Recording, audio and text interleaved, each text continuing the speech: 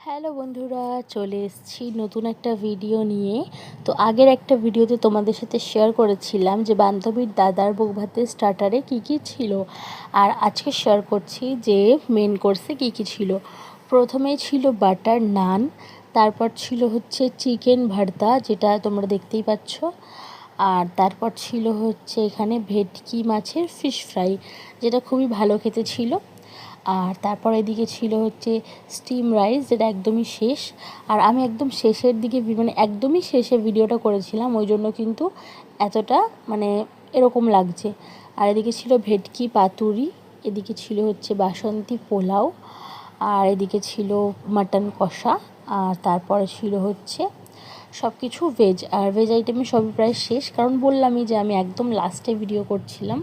এখানেও ছিল পোলাও, তারপরে মটর পনির, আর পনিরের একটা যেরকম ফিশ ফ্রাই ছিল ওইদিকে, এদিকে পনিরের একটা ফ্রাই ছিল। তারপর এদিকে ছিল চাটনি, পাঁপড়, সন্দেশ, আর গরম গরম রসগোল্লা। এটা আমার ভীষণ ভালো লেগেছে, যে মানে গরম রসগোল্লা।